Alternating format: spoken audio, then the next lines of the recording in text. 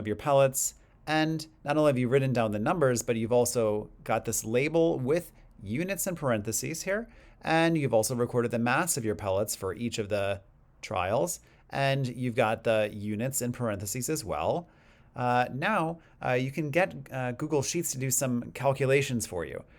So maybe it's a pain for you to do the calculations for density. And so you can type in to divide the mass, D3, so that's the D column, and then the 3 row, so this point here, and then divide by the volume, this point here, so that's C3.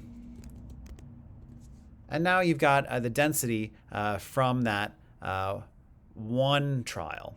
But you also can get this to continue and do the calculations for the densities for the other trials. There you go. And now we can just about create a bar graph of the densities showing error bars and standard deviations as well. So we can get the average density by writing average and then saying that the averages of all these 3 data points. So E3 through this one and this one, so E5. So this average, oh, and I missed my colon here. There we go. So now we have an average density.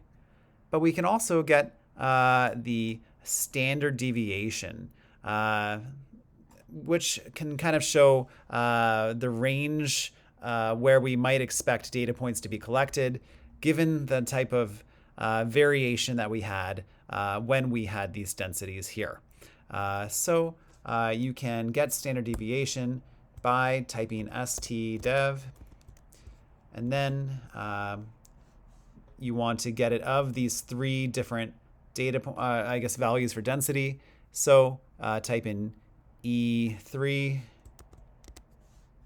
So that was this site here, E3, through this site. So that includes this and that. So that's through E5, so colon E5, parentheses, enter. Okay, so we can show that in general, this was the average density from all of them, and the standard deviation pretty much where we expect to be above or below that average tended to be about 1.28 grams per milliliter. So we tended to have, data points up to like 10.8 and then, down to like, 8.3 or so, but we wouldn't really expect any other densities to be much above or below there.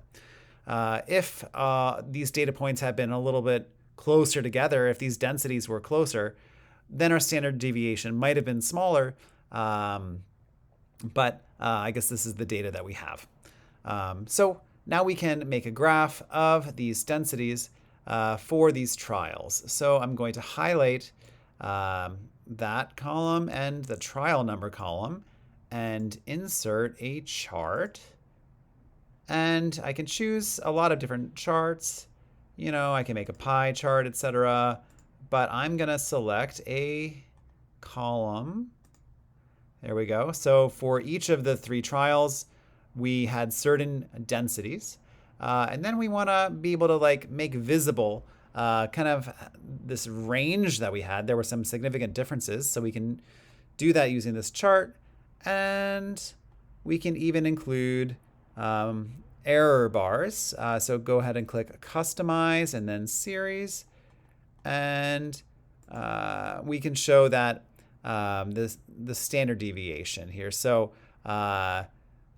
we might have gotten this density the first time,